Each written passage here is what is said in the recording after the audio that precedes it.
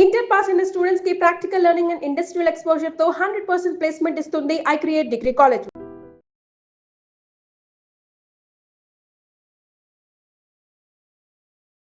నమస్కారం, welcome to I dream. ధర్మ మార్గం విత్ విజిత కార్యక్రమానికి స్వాగతం.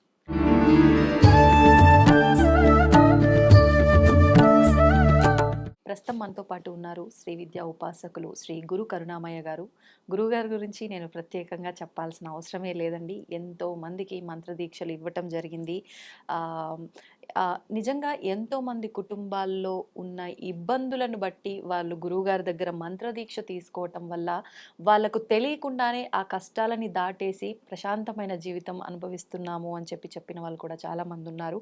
అసలు నిజంగా గురువుగారితో మంత్రదీక్ష తీసుకోవడానికి ఎదురు చూస్తున్న వాళ్ళే చాలామంది ఉన్నారు. స్వతహాగా అది నాకు ఎలా తెలుసు అని అంటే చాలామంది నన్నే అడగటం జరిగింది, గురుగారు ఎప్పుడు వస్తారు, ఎలా కలవచ్చు, ఎలా గురుగారిని అప్రోచ్ అవ్వచ్చు, మేము వారి దగ్గర ఇలా తీసుకోవాలి అనుకుంటున్నాము అని చెప్పి.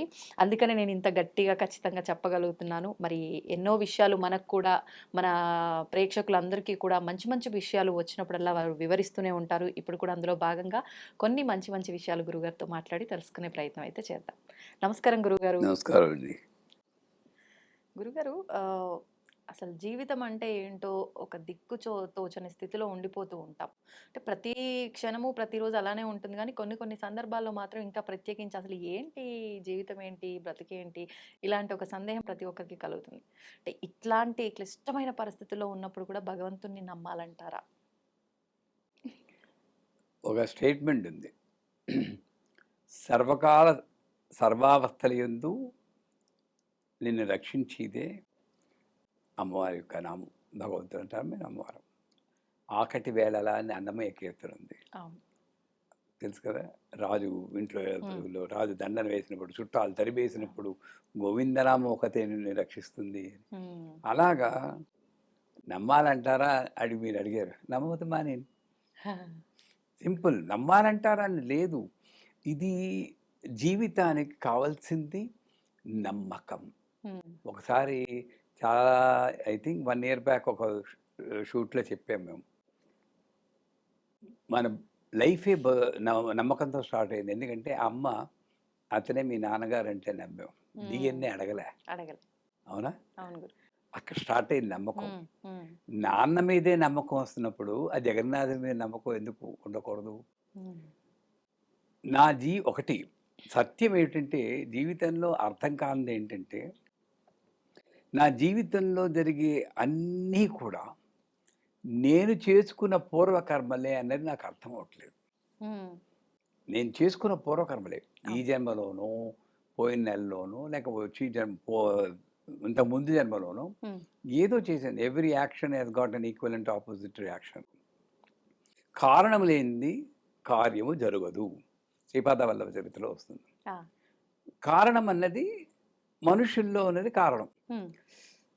నేను మిమ్మల్ని కోపడ్డాను, మీరు బాధపడతారు, కారణం అయ్యాను మీ బాధకి.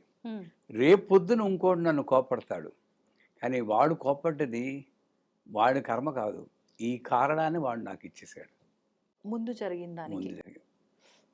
ఇది కారణం. దీనికి అన్నిటికీ మహత్తైనది బృహత్ కారణం అంటాడు, అది భగవంతుడు. ఆ బృహత్ కారణంలో ఉండే క్వశ్చన్స్ ఏమిటంటే, నువ్వెవరు, నీకేం కావాలి, ఎందుకు వచ్చావు, ఏం చేస్తే నువ్వు కావాల్సింది పొందగలవు, ఇలాంటి క్వశ్చన్స్ మనకు అర్థమయ్యేటప్పటికీ జీవితం అయిపోతుంది. అంటే జీవితం అయిపోతుందంటే చచ్చిపోతామని కాదు. ఇప్పుడు రమణ మహర్షి ఉన్నారు, రామకృష్ణ పరమంత్ ఉన్నారు, మౌని బాబా ఉన్నారు, లహరి మహాశయ ఉన్నారు, కొంతమంది సిద్ధపురుషులు ఉన్నారు. వాళ్ళందరికీ కూడా జీవితం సత్యం అర్థమైపోయింది. అంచేత బయటికి ఏదో జీవితంలో ఉన్నట్టు కనబడ్డా కూడా ఏ కర్మ వాళ్ళని అంటకుండా అన్ని పనులు చేస్తూ ఉంటారు. ఏ కర్మ వాళ్ళని అంటదు, అన్ని పనులు చేస్తూ ఉంటారు. అంచేత జీవితం అనేది అర్థం అవడానికి ఒక జీవితం సరిపోదు. నువ్వు అర్థం చేసుకోవడానికి ప్రయత్నించవు, నెంబర్ 1. నెంబర్ 2, నా జీవితంలో వచ్చే ప్రతి వ్యక్తి, మీరైనా సరే, నన్ను కారులో తీసుకొచ్చిన మా శిష్యుడైనా సరే, మధ్యలో చూడడానికి వచ్చిన వాళ్ళు, ఈ కెమెరామెన్లు, వీళ్ళందరికీ కూడా ఏదో మనకి కనెక్షన్ ఉందమ్మా, లేకపోతే ఇది అవ్వదు. ఉమ్, ఈ బుర్ర బదులుకోకూడదు. మనం ఆలోచించి ఎందుకు, ఎందుకు, ఎందుకు అంటే అసలు వచ్చిన పని మర్చిపోతున్నాం. అవును. రోడ్ మీద వెళ్తూ హైవే ఓఆర్ఆర్ మీద వెళ్తూ కార్ నెంబర్లన్నీ నోట్ చేసుకుని అన్ని కూడుకుని డివైడ్ చేస్తుంటే పిచ్చాడు అనుకోరు. అంతే కదా, నీ ఎందుకు ఏవో వస్తూ ఉంటాయి. వస్తూ ఉంటాయి. అలాగా వ్యక్తులు, పరిసరాలు, సమస్యలు ఇవన్నీ కూడా కొన్ని కారణాల చేత వస్తుంటాయి. ఉమ్, ఒక్కొక్కప్పుడు ఆ కారణం బోధపడుతుంది. దేనివల్ల? ఉపనిషత్తుల వల్ల. అది చదివితే బోధపడుతుంది. ఉమ్, వేదాధ్యయనం మనం చేయలేం. దాన్ని కొంచెం క్రోడీకరించి ఉపనిషత్తులు ఉన్నాయి. లేదా గురువు దగ్గరికి వెళ్తే గురువు చెప్తూ ఉంటాడు. ఉమ్, వాటి వల్ల అర్థం చేసుకుని శృతి స్మృతి అనుత్తమ. ఎందుకు అర్థం అవటం లేదు ఈ ప్రశ్న ఆ. ముందు అంటే, శృతి అంటే అర్థం చెప్పేది వేదం, స్మృతి అంటే ఉపనిషత్తు, రెండో అర్థం మననం చేసుకోవడం. ఆ, నేనేం నేర్చుకున్నానో నేను మననం చేసుకోవట్లేదు. అంతకుముందు ఈ కోరిక కోసం నేను 2 నెలలు మంచం ఎక్కాను. ఉమ్, నాకు అయింది చచ్చింది లేదు కానీ మంచం అంతా ఎక్కాను. అవును, మళ్ళీ ఇంకో కోరిక వచ్చినప్పుడు నాకు అది గుర్తుండాలా? గుర్తుండాలి. ఉంటే జీవితం అర్థమైపోతుంది. ఆ, నేను చేయట్లేదు, అర్థం చేసుకోవట్లేదు, ఓకే. ప్రయత్నమే నేను చేయట్లేదు. సో ఇప్పుడు నేను చాలాసార్లు చెప్తాను, నా జీవితమే ఒక పుస్తకం. ఉమ్, ప్రపంచంలో ఉన్న వ్యక్తులే నా లైబ్రరీ. నిజం చెప్తున్నాను. నేను పుస్తకాలు చదవలేను, నాకు ఆ ఓపిక లేదు, ఉమ్, నేను ఆ గ్రంథాలు చదవలేదు. ఉమ్, నా జీవితం నేను చూసుకుంటా, నా ఫెయిల్యూర్స్ కానీ, నా సక్సెస్, అనుకున్న సక్సెస్ కానీ, ఉమ్, ఈ వ్యక్తుల్ని కానీ చూసుకుంటూ ఉంటాను. వాళ్ళని చూసి నేను నేర్చుకుంటూ ఉంటాను. ఉమ్, అంటే జీవితం అర్థం కాకపోయినా భగవంతుని నమ్మాలా అంటే, నువ్వు నమ్మినా నమ్మకపోయినా నీ జీవితంలో జరిగే సంఘటన వెనకాట ఒక శక్తి ఉందే, ఉమ్, అదే భగవంతుడు. ఓకే. ఆ శక్తి నీ చేత ఆ, చండీ పాఠంలో చెప్తాడు ఉమ్, 11వ అధ్యాయంలో. నువ్వే రోజు బాగున్నప్పుడు లక్ష్మిగా బుద్ధిగా ప్రవేశించి మంచి పనులు చేయించేది నువ్వే, రోజులు బాగోలేనప్పుడు అలక్ష్మిగా ప్రవేశించి, ఒక పోస్ట్ మ్యాన్ ఉన్నాడు అనుకోండి, హా, వైఫ్ డెలివర్డ్ బేబీ బాయ్ అని ఇచ్చి టెలిగ్రాము వాడే ఇస్తాడు. మదర్ ఎక్స్పైర్డ్ స్టార్ట్ ఇమీడియట్లీ అన్నవాడు వాడే ఇస్తాడు. అవును, ఎవరి తప్పు? టెలిగ్రామ్ వాడి తప్పు కాదు కదా. ఒక్కొక్కళ్ళకి ఒక్కొక్క కర్మలు అందించబడుతూ ఉంటాయి. ఉమ్, అంటే అది జీవితం అర్థం కాకపోయినా ఏం చేయాలి? భగవంతుని నమ్మడం పక్క అటుంచి ఉమ్, ఒక గురువుని వెతుక్కోవాలి. గురువిన జ్ఞాన్ కహాసే పాము అని బైజు బావరలో అతను పాడాడు. మన తడుపట్ అని ఒక పాట ఉంది ఇందోళ రాగంలో. గురువు లేకపోతే జ్ఞానం లేదు. ఇది ఏ గురువుల్లో ఆశ్రయించాలి అంటే అర్థం అవ్వట్లేదు నాకు ఉమ్, వీరికి. అందుకే వేమన శతకం ఒకటి ఉంది తెలుసా మీకు? ఏంటి? వేమన చెప్పులోని రాయి, చెవిలోని జోరీగ, కంటిలోని నలుసు, గాలిలోని ముళ్ళు, ఇంటిలోని పోరు, ఇంతింత కాదయ్యా విశ్వరాభిరామ వినుడు. దాని అర్థం తెలుసు కదా మీకు? చెప్పండి గురువుగారు. ఒక వేమన ఓ చెప్పులో రాయి గురించి, కాళ్ళలో ముళ్ళు గురించి చెప్పండి అసలు. అలా అనుకోవడమే రహస్యనామం అనే ఉదాహరణ చెప్పుకున్నాను. అవును, ఇదే ఈ రహస్యం ఏమిటంటే, ఇందాక ఈ జీవితం అర్థం అవని వాళ్ళలాగా ఈయన గురువు దగ్గరికి వెళ్ళేట. ఆ. చెప్పు లోని రాయి. నేను ఇక్కడ స్ఫటిక పదార్థంలా ఒక చూస్తున్నాను, ఒక ఆకారాన్ని. ఉమ్, అదేంటో చెప్పు లోని రాయి. ఓ, ఎప్పుడైతే అది చూశానో చెవిలోన జోరీగా ఓం ఓం ఓం అని శబ్దాలు వినబడుతున్నాయి. ఉమ్, అదేంటో చెప్పు. అది ఎప్పుడు వినబడిందో, కాలే లోని ముళ్ళు, అహంకారం అనే ముళ్ళు కాలిపోయింది. బా, కంటి చూశాను లోని నలుసు, ఉమ్, ఆత్మ పదార్థాన్ని నేను చూశాను. ఉమ్, సో చెప్పులోని రాయి, చెవిలోని జోరీగా, కంటిలోని నలుసు, కాలిపోయిన ముళ్ళు, ముళ్ళు. ఇవన్నీ జరిగేటప్పటికీ ఇంటిలోని పోరు ఇంతింత కాదయ్యా, ఇక్కడ ఉండలేకపోతున్నది ఈ జీవితం ప్రాణం. విశ్వదాభిరామ ఎంత బాగా అడిగాడు. అదే కదా, అసలు దాని అర్థం నాకు తెలుసు అంటే నేను ఎంత తప్పు చేసిన దాన్ని అయ్యేదాన్నో గురువుగారు. ఎంత చక్కటి వివరణ ఉంది. అంచేత జీవితం అర్థం నాకు అర్థం అవుతుంది. ఆ! నా గురువుని పట్టుకున్నాను నేను. ఆయన వచ్చి చెప్పాడు. ఆయన చెప్పింది మననం చేసుకుంటూ ఇలా ఈ వీడియోల్లో మళ్ళీ మళ్ళీ మా గురువుని ఎన్నిసార్లు తలుచుకుంటాను మీరు గమనించారు కదా. అవును. ఏ షూట్ కూడా మా గురువు గారిని తలుచుకోకుండా నేను చెయ్యలేను. చేయలేదు. నేను ఆయన లేకపోతే బతుకు లేదు నాకు. అమృతానంద సరస్వతి వారు. అంచేత ఆ గురువు చెప్పింది స్మృతి అనుకుంటూ ఇంప్లిమెంట్ చేస్తూ ఉంటే నువ్వు భగవంతుని అదే నమ్మకం. భగవంతుడు అనేది ఒక ప్రత్యేకమైన స్వరూపం కానీ వ్యక్తి కానీ ఆకారం కానీ ఏమీ కాదు. నీ జీవితంలో జరిగే సంఘటనల వెనకాల నువ్వే ఉన్నావు అన్న నమ్మకం, అదే భగవంతుడు. సో 100% నువ్వు ఇష్టం ఉన్నా లేకపోయినా నమ్ముతూనే జీవిస్తున్నావు. అనుకుంటున్నావు భగవంతుడు వేరు, నేను నమ్మాలా అంటే గుడికి వెళ్ళి నమస్కారం పెడితేనే భగవంతుడు ఉన్నాడని కాదు. ఊపిరి పీల్చినంతసేపు భగవంతుడు ఉన్నాడు. ఎందుకంటే హంస గాయత్రి జపం ఏముంటుంది? హంస హంసాయ విద్మహే పరమహంసాయ ధీమహి తన్నో హంస ప్రచోదయాత్. ఊపిరిలోనే ఉన్నాడు భగవంతుడు. ఎక్కడ నమ్మకుండా పోతామండి. అంతే, చెప్పండి. నమ్మట్లేదు అనే భ్రమలో ఉంటాం అంతే. అంతేనా గురుగారు? అంతే. గురుగారు, మీరు ఈ విషయం మాట్లాడుతున్నప్పుడే ముందు జరిగిన విషయానికి తర్వాత జరిగే విషయానికి సంబంధం ఉన్నట్టుగా, అంటే ఒక కారణంతో అక్కడ అది జరిగింది కాబట్టి దాన్ని ఉదాహరించే ఇది జరిగింది అన్నట్లుగా చెప్పారు. అంటే జీవితంలో జరిగే ప్రతి ఒక్కటి కూడా మంచైనా చెడైనా అసలు ఈ క్షణంలో ఇది ఇలా జరగాల్సింది కాదు అన్న సందర్భాలు కూడా కనిపిస్తాయి. అటువంటివి అన్నీ కూడా ఒక కారణంతో జరుగుతున్నాయి అంటారా ప్రతి మనిషి జీవితంలో కూడా? ఇప్పుడు దీన్నే నాకు 2 ఆల్టర్నేటివ్స్ ఉంటాయి ఎవరికైనా సరే. మొదటి ఆల్టర్నేటివ్ ఏంటి? నా గ్రహాలు బాగోలేవు, నా పుట్టిన టైం బాగోలేదు, నా లలితా సహస్రం తప్పుగా చదివాను, వారాహి మంత్రం చదివేశాను దీక్ష లేకుండా, ఇలా అనుకుని బయటే నేను కారణాలు వెతుక్కుంటూ, అసలు ఇక్కడ మసి ఉంటే అద్దంలో చూసి అద్దాన్ని నేను తుడుస్తున్నంతసేపు ఇక్కడ మసి పోదు. అది చేస్తున్నాం బయట కారణాలు. అదొకటి. రెండోది, ఇది కరెక్టు ఇది కరెక్ట్ అని ఎవరూ చెప్పలేరు. అది చెప్పేటప్పటికి అయిపోతుంది లైఫ్. కానీ రెండోది ఏంటంటే, నా జీవితంలో జరిగేది నేను చేసుకున్నదే. ఇప్పుడు శ్రీచక్రం వస్తుందండి. 70 ఏళ్ల తండ్రి పోతాడు. నా దగ్గరికి వచ్చేసింది ఆవిడ శ్రీచక్రం పట్టుకుని, ఏమంటే ఇచ్చేస్తానండి, ఇది రాగానే మా నాన్నగారు పోయారండి.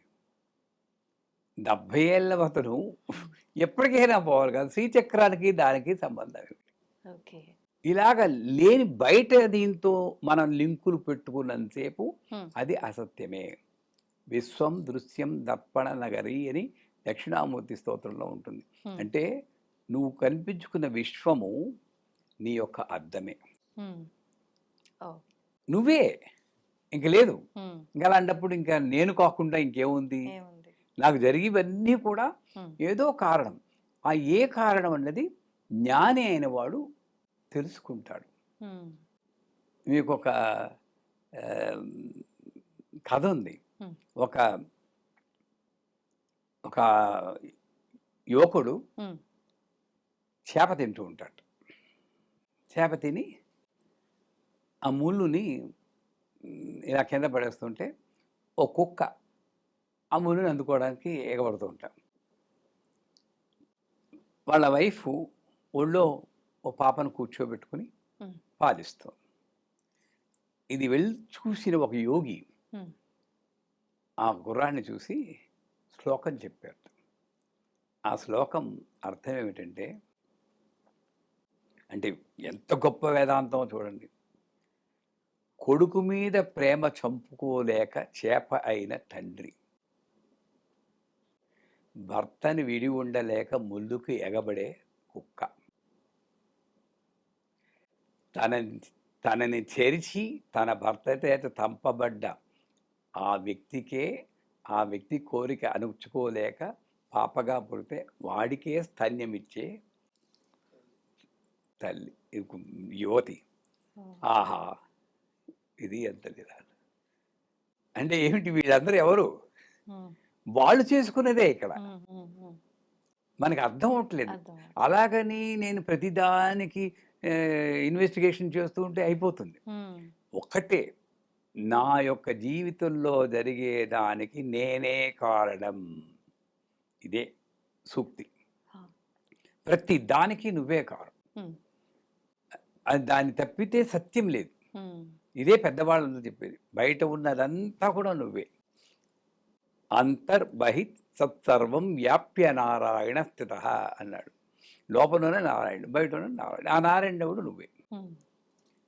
ఇప్పుడు దేహో దేవాలయో ప్రోక్తో జీవో దేవో సనాతన అంటారండి. అలాగే పురుష సూక్తంలో అత్యత్య దశాంగులం అని 10 అంగుళాల రూపం పైన ఉందంటారు. ఎక్కడున్నాడు భగవంతుడు? నేను ఆలోచిస్తూ ఉంటే మామూలుగా పడుకున్నప్పుడు ఏదో ఆలోచనలు వస్తూ ఉంటాయి కదా. మలమూత్రాలతో నిండిన ఈ దేహంలో భగవంతుడు ఎక్కడుంటాడు అని ఒక డౌట్ వచ్చింది. ఇవన్నీ అశుద్ధమని అంటాం కదా. దహ్యతే ఇది దేహ, క్షీయతే ఇది శరీర. దేహాన్ని దహించేస్తున్నాం, దహనం చేసేస్తున్నాం. ఎవరిని దహనం చేస్తున్నాం? దేహంలో ఉన్నవాడా? కాదు. ఎక్కడుంది అంటే అప్పుడు అర్థం వచ్చింది, ఈ దేహం అన్నది ఇది కాదు. నేను ఎప్పుడు ఈ స్థూల దేహాన్ని చూస్తున్నాను. ప్రతి దేహం చుట్టూరా ఒక 2 అంగుళాల హైట్లో ఇలా ఊహిస్తే ఒక ఆరా అంటారు. మీకు ఉంటుంది, నాకు ఉంటుంది. ఈ ఆరాలో ఉన్నవాడు భగవంతుడు.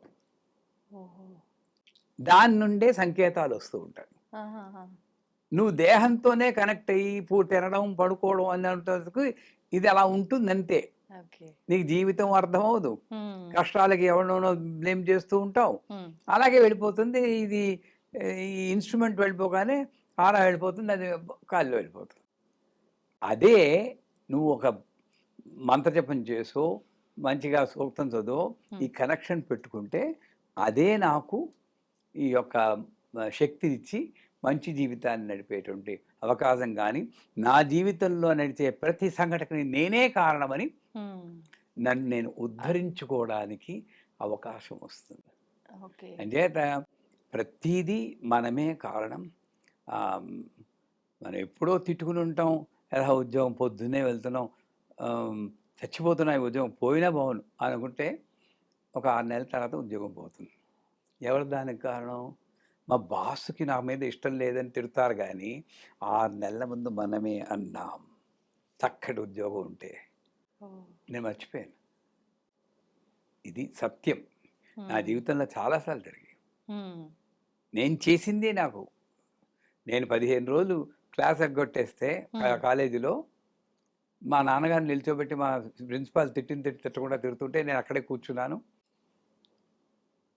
అదే నా పిల్ల పుట్టాక 30 రోజులు స్కూల్కి వెళ్ళాను న్యూజిలాండ్లో, భయం వేసి ఎవరు అంటారని. అదే సీను, ప్రిన్సిపాల్ అక్కడ, నేను ఇక్కడ, మా పిల్ల ఇక్కడ, అదే తిట్లే. అర్థమైపోయింది కదా.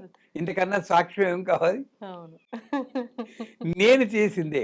అక్కడ ఏమైంది, మా నాన్నగారు బాధపడ్డాడు కాబట్టి అది కంటిన్యూ అయింది.